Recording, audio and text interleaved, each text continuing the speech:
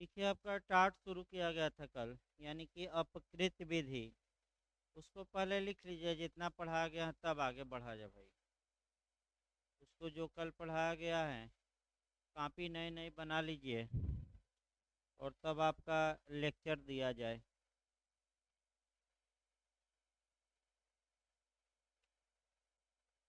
Heading डाल लीजिए, अपकृत या दुष्कृत विधि। दुष्कृत भी कहा जाता है, अपकृत या दुष्कृत विधि।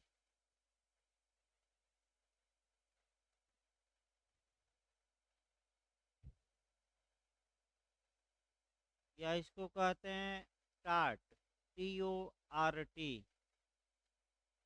TORT, टाट।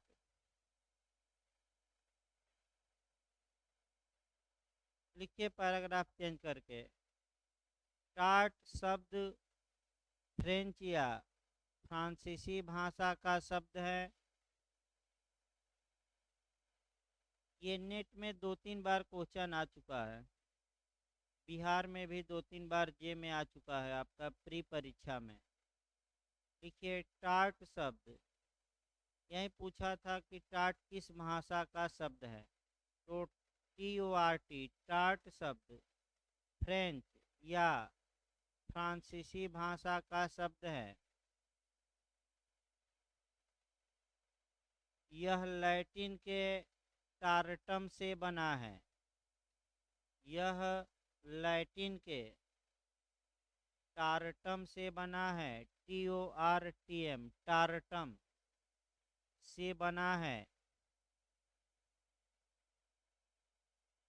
इंग्लिश में इसे रांग कहते हैं, WRONG। इंग्लिश में इसे रांग कहते हैं।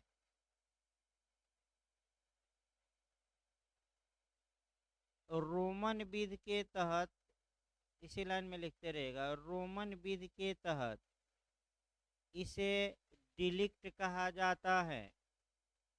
रोमन विधि के तहत इसे डिलिक्ट, डिलिक्ट, DELICT, DELICT, डिलिक्ट कहा जाता है। जबकि संस्कृत में, जबकि संस्कृत में इसे जिह्व कहा जाता है, जी आधा म ह, जिह्व कहा जाता है। संस्कृत में इसे जिह्व कहा जाता है। जबकि हिंदी में, जबकि हिंदी में अपकृत या दुष्कृत कहा जाता है।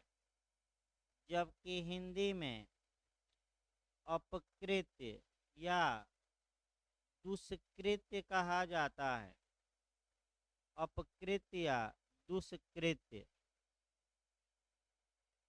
पैराग्राफ चेंज करके लिखिए। टाट का शाब्दिक अर्थ होता है, पैराग्राफ चेंज कर लीजिए।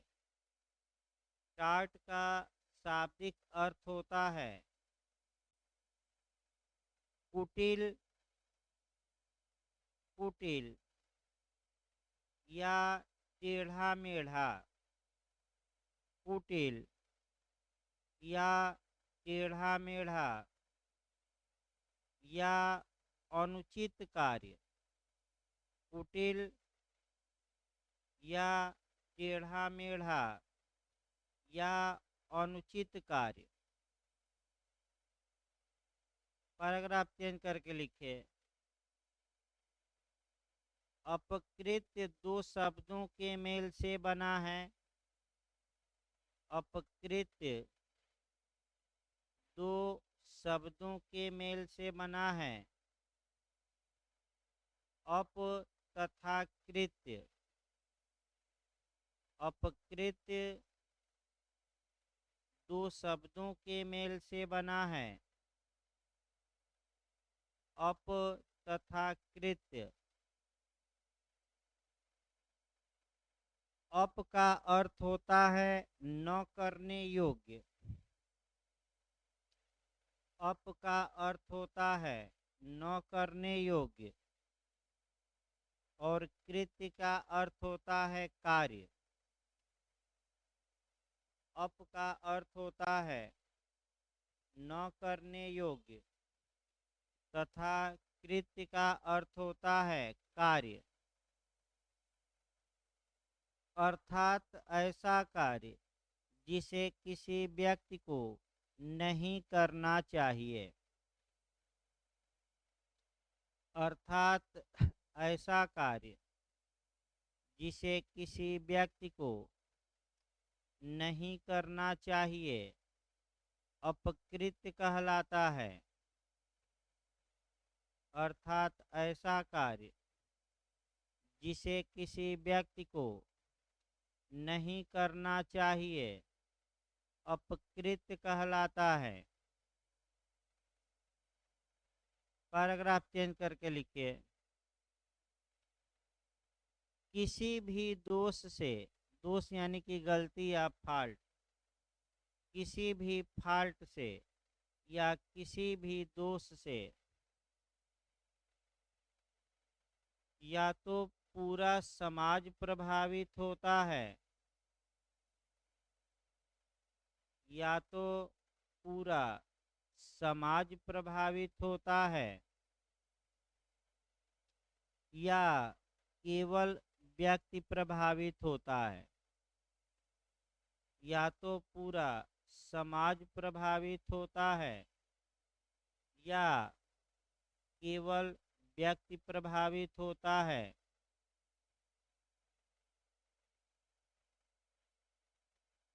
जहाँ पूरा समाज प्रभावित होता है, जहाँ पूरा समाज प्रभावित होता है उसे आपराधिक दोष यानी कि क्रिमिनल रॉन्ग।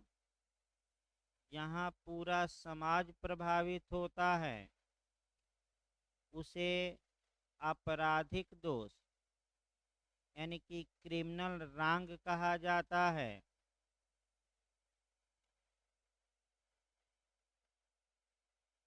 जबकि जहाँ व्यक्ति प्रभावित होता है, जबकि जहाँ व्यक्ति प्रभावित होता है उसे सिविल रॉन्ग यानी कि दीवानी दोष। जहाँ व्यक्ति प्रभावित होता है उसे सिविल रॉन्ग अर्थात दीवानी दोष कहा जाता है। दीवानी दोष कहा जाता है। पैराग्राफ चेंज करके लिखिए। अपकृत्य एक दीवानी दोष है। दीवानी को सिविल भी कहते हैं। अपकृत्य यानी कि टाट एक सिविल रॉन्ग है यानी कि दीवानी दोष है जिसमें केवल व्यक्ति प्रभावित होता है, जिसमें केवल व्यक्ति प्रभावित होता है।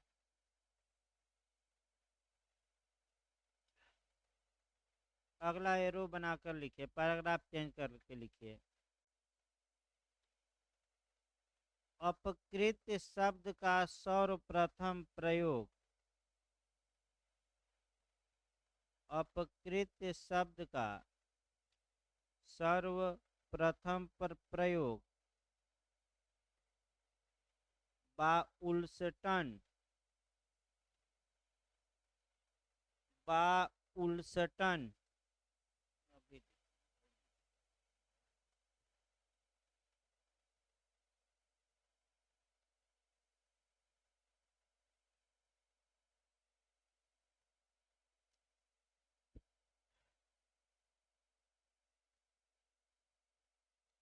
बाउल्सटन बनाम हार्डी वर्सेज यानी कि बनाम हार्डी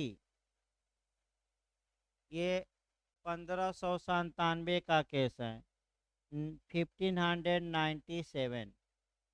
अपकृत शब्द का सर्वप्रथम प्रयोग बाउल्स्टन बनाम हार्डी के वाद में किया गया। बाउल्स्टन बनाम हार्डी के वाद में किया गया।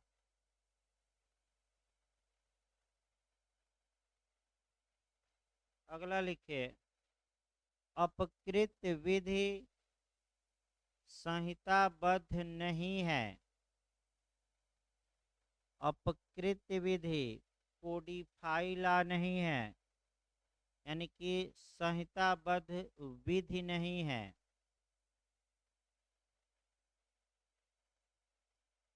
इसका आधार, कल बताया गया तो भाई धाराएं नहीं है, संहिताबद्ध मतलब कि धाराएं नहीं है। इसका आधार इंग्लैंड का कॉमन लॉ तथा न्यायालय द्वारा दिए गए निर्णय है। ये भी क्वेश्चन आ चुका है।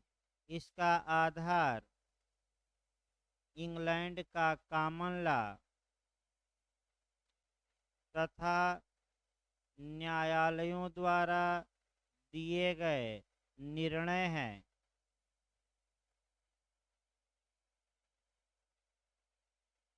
ये भी आपका क्वेश्चन आ चुका है। थोड़ा सतर्क रहना इस क्वेश्चन पर कि आधार क्या है, तो इंग्लैंड का कॉमन लॉ।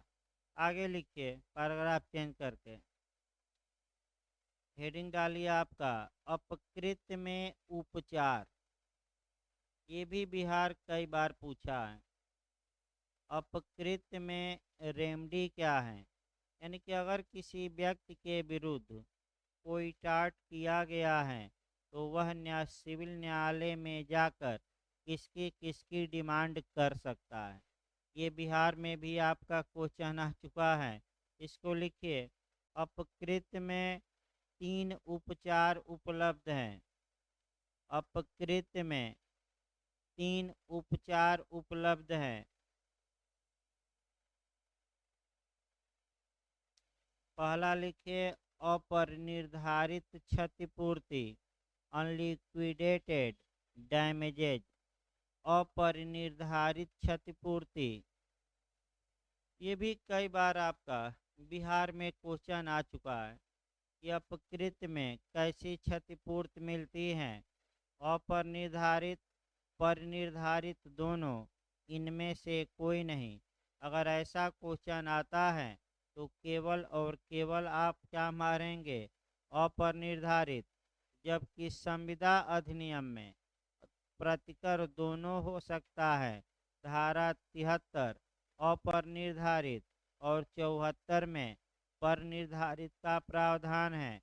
लेकिन अपकृत में जो मुआवजा मिलता है वह सदैव अनिश्चित होता है। न्यायालय तथ्य एवं परिस्थितियों के आधार पर ये डिसाइड करते हैं कि कितना मुआवजा दिलवाया जाए। मांगने को आप 4 अरब मांग लीजिए, 5 अरब मांग लीजिए, लेकिन अंतिम आपका किसके ऊपर है, कोर्ट के ऊपर कि कितना दिलवाता है। इसलिए हमेशा अपकृत में जो नुकसानी होगी, यानी कि जो डैमेजेज होगा, जो क्षतिपूर्ति होगी, कई बार आया है गलत ना हो, वह अपरिनिर्धारित होगा। यानी कि पहले से कितना मुआवजा मिलेगा ये निर्धारित नहीं होता। सेकंड लिखिए, ये पहला उपचार हुआ अपकृत में। सेकंड लिखिए, व्यादेश, इंजेक्शन या व्यादेश। सीपीसी में आपको बताया भी गया था थोड़ा बहुत।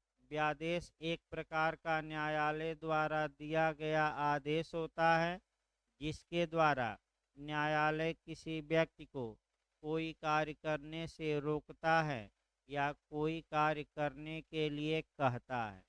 तो जब रोक दिया तो वह नकारात्मक व्यादेश, और कहा कि ये कार्य करिए तो वह व्यादेश कैसा हो गया, सकारात्मक। जैसे कि आपका पूछा भी गया था, आपका टाट से भी जोड़कर जे में आया था यूबी जस आईबी रेमेडियम। जहाँ अधिकार हैं वहाँ उपचार हैं। ऐसे अधिकारों को पूर्ण अधिकार कहते हैं।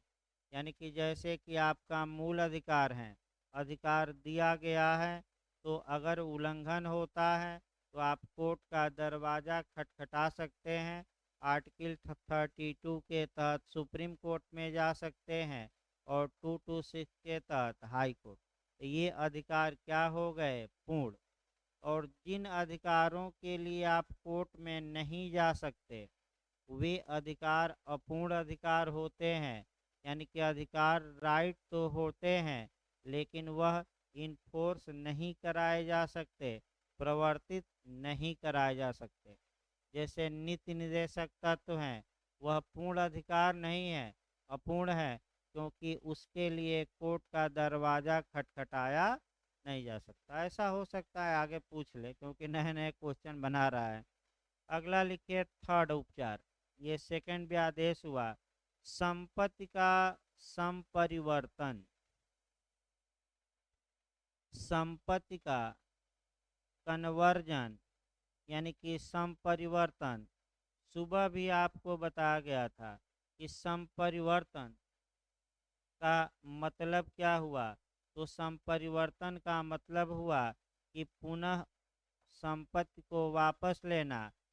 जैसे कि हिंदू लॉ में भी मैं सुबह बताया था कि अगर कोई हिंदू किसी दूसरे धर्म को स्वीकार कर लेता है तो ये धर्म परिवर्तन हुआ, लेकिन फिर दूसरे धर्म से हिंदू धर्म में वापस आ जाता है तो ये रिकन्वर्जन हुआ, अर्थात घर वापसी हुई।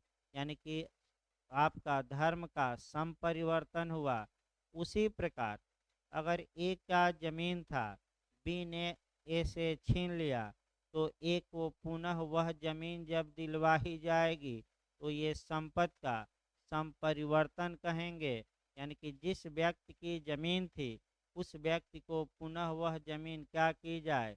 दिलवाई जाए। तो अगर देखिए क्वेश्चन का मॉडल भी चलते रहना है कि अपकृत में क्या क्या उपचार हैं।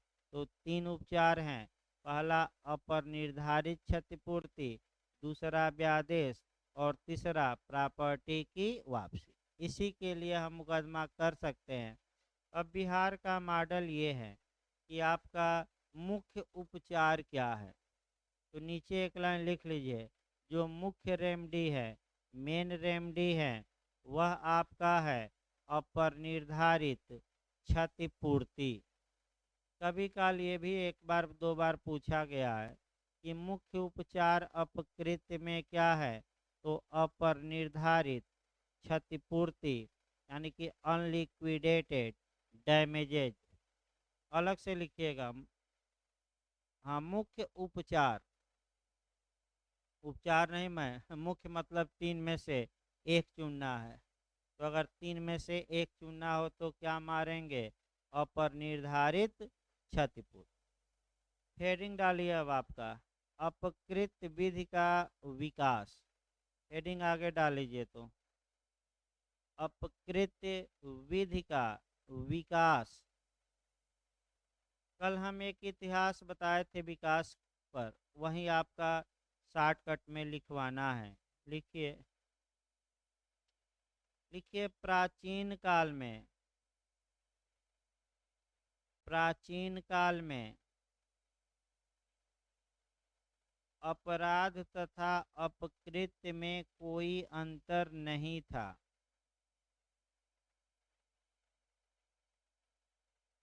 प्राचीन काल में अपराध तथा अपकृत्य में कोई अंतर नहीं था।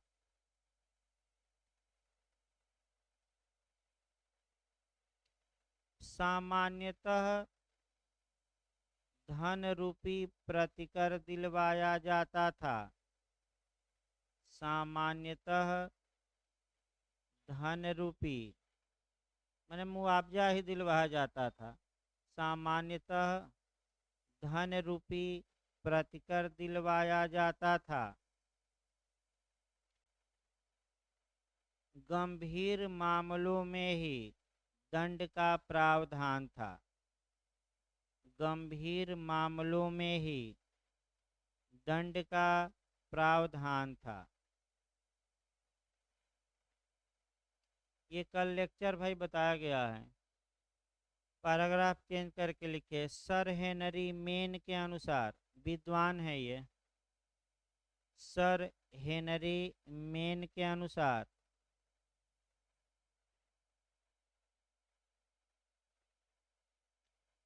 आदिम समुदायों की दंड विधि, आदिम यानी कि प्राचीन, आदिम समुदायों की दंड विधि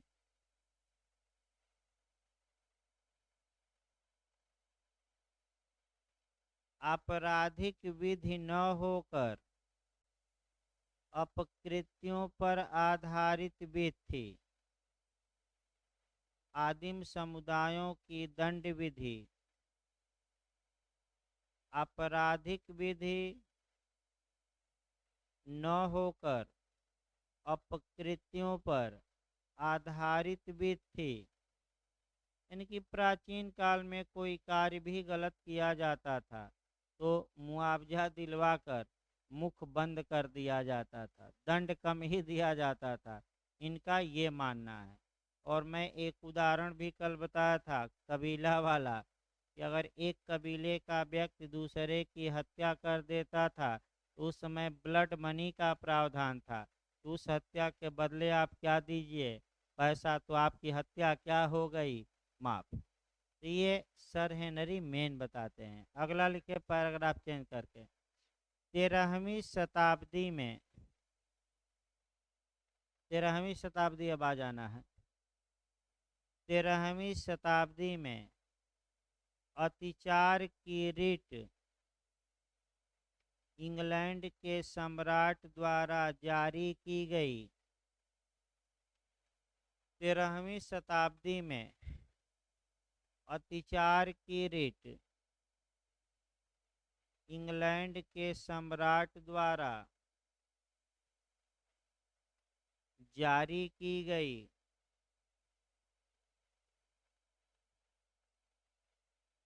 जो सिविल तथा आपराधिक, जो सिविल तथा आपराधिक दोनों मामलों के लिए मान्य थी, जो सिविल तथा आपराधिक दोनों मामलों के लिए मान्य थी।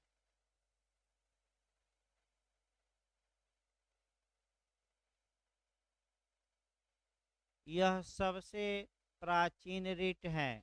रिट यानी कि लेखी, तो हिंदी में लिखना चाहे तो भाई रिट को कहा गया है लेखी। इंग्लिश वर्जन वर्जन है रिट आपका, लेखी कहा जाता है रिट को हिंदी में लेखी। यह सबसे प्राचीन रिट थी।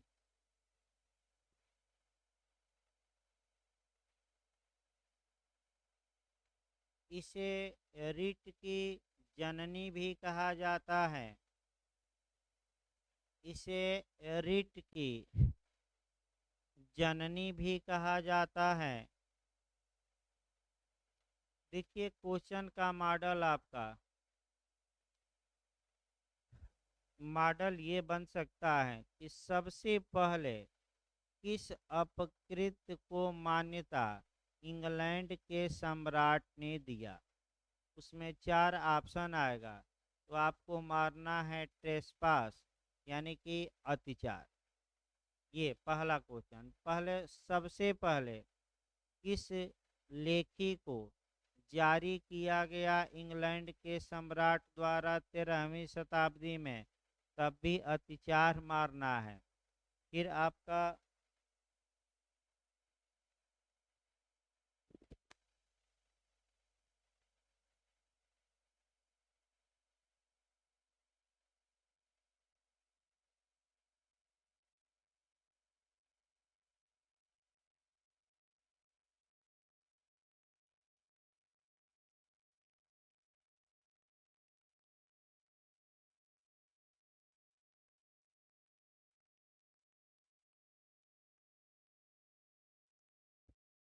देखिए आपका क्वेश्चन का मॉडल यहाँ दो तीन आपका बनता है, क्योंकि प्री के लिए भी भाई चलते रह जाए। आपका मॉडल आपका माने ये बनता है कि सबसे पहले कौन सा कबूतर खाना बनाया गया, या कौन से इस अपकृत के मामले में रेमडी का प्रावधान किया गया, या कौन सी सबसे प्राचीन अपकृत है। तो आपका जवाब रहेगा ट्रेसपास, यानी कि अतिचार। अतिचार आपका एक ऐसा कार्य है जो आपका एक्सनेबुल परसी, उसको लिखे तो एक्सने अतिचार एक्सनेबुल परसी में आता है। आगे लिख लीजिए एक लाइन, वैसे आगे हम बताएंगे डिटेल में, छोड़ सकते हैं अभी, छोड़ दीजिए, वो पूरा एक ही बार बताया जाएगा। यहाँ समझ लीजिए, थोड़ा आगे हम लिखवाएंगे अतिचार के बारे में। और अभी तो एक इतिहास चल रहा है कि अपकृत्य का विकास कैसे हुआ। एक्शनेबल परसी का मतलब ये हुआ स्वतः कार्यवाही योग्य, यानी कि वादी को भले ही एक पाई का नुकसान न हुआ हो, लेकिन वह प्रतिवादी के विरुद्ध अपने अधिकारों के हनन के लिए सूट फाइल कर सकता है और मुआवजे की मांग कर सकता है। इसे कहते हैं एक्शनेबल पर सी। ये बिहार में कई बार बना है एक्शनेबल पर सी का मतलब। अत्याचार देखिए होता क्या है भाई, समझाया कल नहीं गया था, ये पॉइंट छूट गया था हमारे हिसाब से, फिर एक बार इसको हम एक दो मिनट। अत्याचार का मतलब ये हुआ कि अगर कोई संपत्ति किसी के पजेशन में है और बिना उस कब्जेधारी की अनुमति के बिना आप उस संपत्ति में प्रवेश करते हैं, एंट्री करते हैं, तो इसे ट्रेसपास कहते हैं। जैसे कि आपका कमरा है, आपकी इजाज़त के बिना एक आदमी आपका एक पैर अभी बाहर रखा है और एक पैर आपके दरवाजे के अंदर रख दिया, तो बिना आपकी इजाज़त के, यानी कि बिना आपकी परमिशन के वह आपके कमरे में प्रवेश किया। यानी कि फिर एक बार समझिए, यह जरूरी अत्याचार के लिए नहीं है कि पूरा शरीर संपत्ति के अंदर हो। अगर कुछ भाग संपत्ति में है शरीर का, फिर भी ट्रेसपास माना जाएगा। जैसे एक पैर अभी बाहर रखा है और एक पैर कहाँ रखा है, आपके जमीन पर, तो आपको एक पाई का नुकसान नहीं हुआ। यह कोई, इसमें कोई शक नहीं है। आपको क्या नुकसान हुआ भाई, फिर वह पैर वापस ले लिया, लेकिन जो आपका राइट है कि हमारी संपत्ति में हमारी अनुमति के बिना कोई व्यक्ति एंट्री न करे, उस अधिकार का तो हनन हुआ। उस जो राइट है आपका, उस राइट का क्या हुआ, वायलेशन। तो सबसे पहले जो इंग्लैंड के सम्राट ने आपका अपकृत्य बनाया या लेखी जारी की, वह अत्याचार की थी। अत्याचार एक आपका, इसी में एक लाइन और जोड़ देना है, केवल अत्याचार अत्याचार अगर आए तो ये दुष्कृत या अपकृत हैं। लेकिन यही काम अगर वह व्यक्ति अपराध करने के इरादे से करता है, यानी कि एक कदम आपके घर में वह डाला है, रखा है, और उसका इरादा ये है कि हम आपको भयभीत करेंगे, क्षोभित करेंगे, आपके प्रति कोई अपराध करेंगे, तो ये ट्रेसपास, ये अत्याचार आपका कन्वर्ट हो जाता है क्रिमिनल ट्रेसपास में, आपराधिक अत्याचार में। और आपराधिक अत्याचार अपराध हैं और आईपीसी की धारा 441 में परिभाषित किया गया है, 441। तो ये अत्याचार ही कब आपराधिक अत्याचार बन जाएगा, जब यह कार्य किसके लिए किया गया हो, कोई अपराध करने के लिए, याद रखिए। लेकिन केवल अत्याचार पूछे, ये अपराध नहीं है, लेकिन अपकृत्य जरूर है। और आप ऐसे अत्याचारी से क्या वसूल सकते हैं, मुआवजा। तो सबसे प्राचीन रीट अब इसी में आपको कोरिलेट करना है जो आपका तमाम राज्यों में पूछा जा रहा है कि जो ये 5 रिटें जारी न्यायालय करते हैं वर्तमान समय में, हैबियस कार्पस की, आपका मैंडमस की, क्यो वारंटो की, प्रोविशन की, ससुरारी की, जो ये 5 रिटें हैं जो हाई कोर्ट और सुप्रीम कोर्ट क्या करते हैं जारी, इसमें भी पूछा गया है कि इन 5 रिटों में कौन सी रिट सबसे प्राचीन है। तो आपका जवाब रहेगा हैबियस कार्पस, यानी कि जो बंदी प्रत्यक्षीकरण की रिट है, ये रिट सबसे क्या है, प्राचीन। ये पूछा जा चुका है, जीएस में भी पूछा गया है और लॉ में, गलत ना हो। आगे बढ़ा जाए इतिहास को, यानी कि इसका मतलब ये हुआ कि सम्राट ने आपका, मैं कल बताया था कबूतर खाना, एक कबूतर खाना बना दिया। अगर ए एक व्यक्ति है और इसके अधिकार का हनन बी ने किया है और ए चाहता है कि हम मुकदमा करके मुआवजा वसूल ले, तो इस कबूतर खाने में, इस लेखी में एक को अपना मामला क्या करना पड़ेगा, सेट। अगर ए सेट नहीं कर पाता तो कोई मुआवजा पा सकता है कि नहीं, नहीं पा सकता। तो सबसे प्राचीन कबूतर खाना कहिए, लेखी कहिए, अपकृत कहिए, क्यों कौन सा हो गया, अतिचार का, यानी कि ट्रेस पास का। अगला लिखिए आपका पैराग्राफ चेंज करिए, अब 1 शताब्दी और 100 साल आगे बढ़ाइए। लगभग 14वीं शताब्दी में और रिट धीरे धीरे जारी होने लगी सम्राट द्वारा, मैंने कबूतर खानों की संख्या क्या किया जाने लगा, बढ़ाया जाने लगा। लिखिए 14वीं शताब्दी में कोई कार्यवाही, 14वीं शताब्दी में कोई कार्यवाही रिटों की उपलब्धता पर निर्भर करती थी, रिटों की उपलब्धता पर निर्भर करती थी।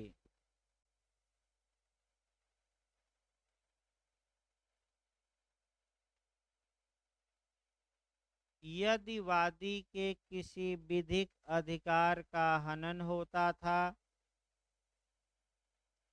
यदि वादी के किसी विधिक अधिकार का हनन होता था,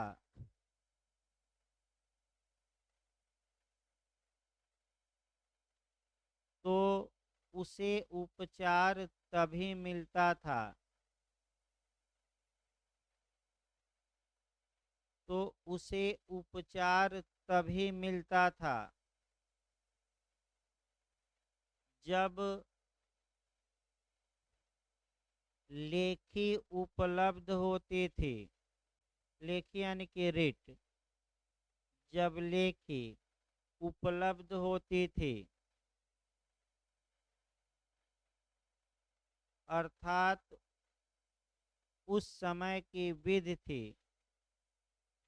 जहाँ उपचार हैं वहाँ अधिकार हैं, अर्थात उस समय की विधि थी, जहाँ उपचार हैं वहाँ अधिकार हैं,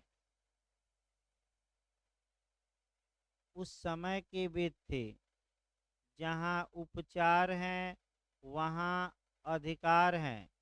इसका मतलब कि उपचार पर ज़्यादा ध्यान दिया जाता था और अधिकार पर क्या दिया जाता था, कम।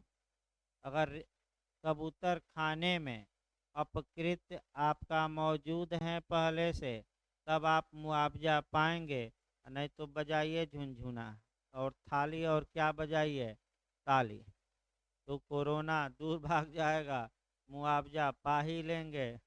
अगला ही आपका पैराग्राफ चेंज करके लिखिए, धीरे धीरे न्यायालयों ने, पैराग्राफ चेंज करके लिखिए, अब न्यायालय पर आ जाइए। धीरे धीरे न्यायालयों ने अपने निर्णयों के माध्यम से धीरे धीरे न्यायालयों ने अपने निर्णयों के माध्यम से नए नए अपकृत्यों को जन्म देना प्रारंभ कर दिया। नए नए अपकृत्यों को जन्म देना प्रारंभ कर दिया।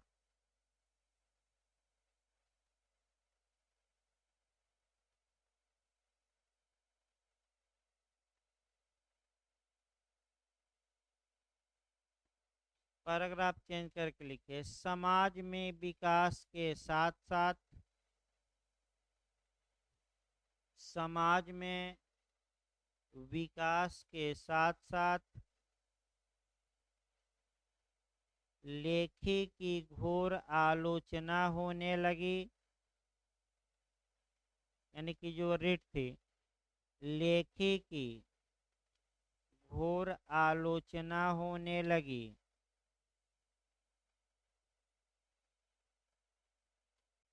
तत्पश्चात इंग्लैंड की संसद ने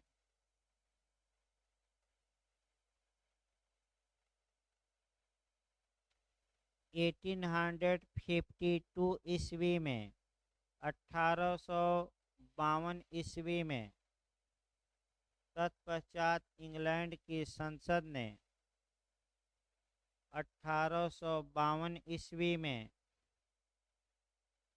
common law procedure act, common law procedure act कानून का नाम है, कॉमन लॉ प्रोसीजर एक्ट पारित करके लेखी को उन्मूलित कर दिया।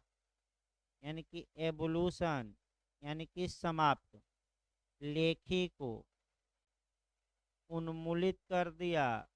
उन्मूलित ना है तो लिख लीजिए समाप्त कर दिया।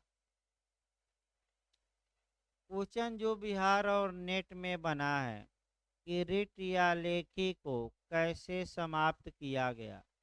अब आपका ऑप्शन दिया था कि कानून बनाकर, दूसरा दिया था न्यायालय के निर्णय द्वारा, तीसरा दे दिया प्रथा द्वारा, चौथा उपर्युक्त सभी। तो प्रथा द्वारा नहीं, न्यायालय के निर्णय से नहीं समाप्त हुई लेखी, बल्कि संसद द्वारा बनाए गए कानून द्वारा समाप्त हुई। और वह कानून याद करके जाना है। किस सन में लेखी को समाप्त किया गया? 1852 में। और कौन सा कानून बनाया गया? Common law procedure act. ये बिहार में भी पूछा जा चुका है, नेट में भी आ चुका है, आगे भी क्वेश्चन ये बनने का चांस है, इसमें कोई शक नहीं है। लिखिए 1852 के बाद, 1852 के बाद जो विधि हैं, 1852 के बाद जो विधि हैं वह यह है कि जहाँ अधिकार हैं वहाँ उपचार हैं। इंग्लिश में हम बताएंगे, कहा जाता है यू बी जस्ट आई बी रेमेडियम, अलग से हमें पढ़ना है। जहाँ अधिकार हैं वहाँ उपचार हैं।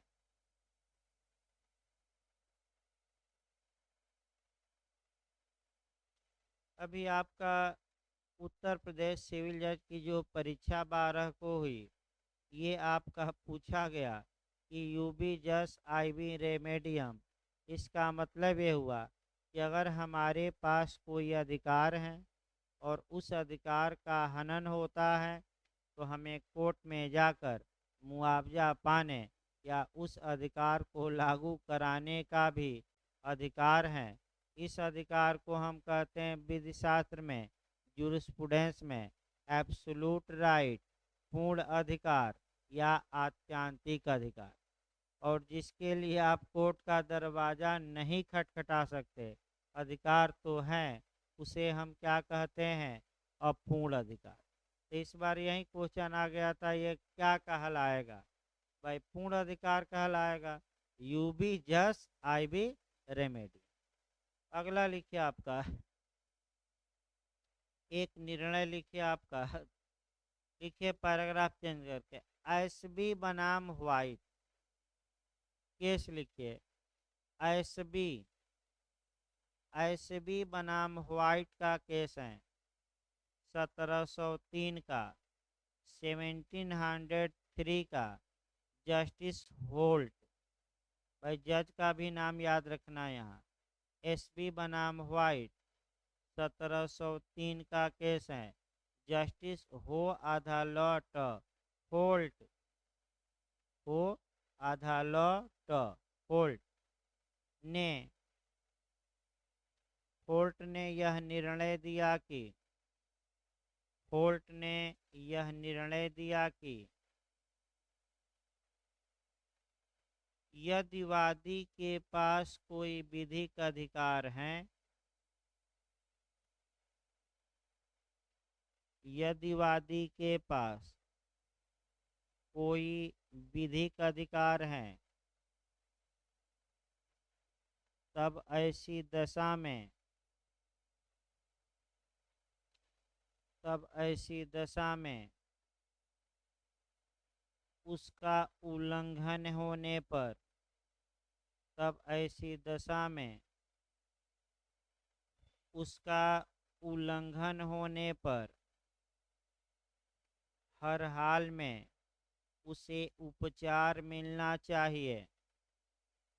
उल्लंघन होने पर हर हाल में उसे उपचार मिलना चाहिए,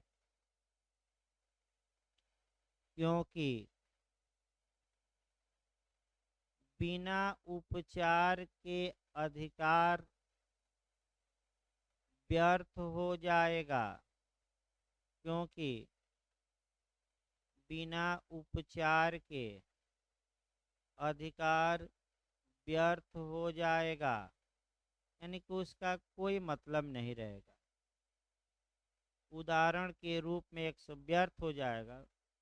उदाहरण के रूप में एक समझिए, अगर हमें फंडामेंटल राइट संविधान द्वारा प्राप्त हैं और उल्लंघन, अगर राज्य उसका वायलेशन करता है और अनुच्छेद 32 और 226 न रहे, तो सोचिए क्या होगा?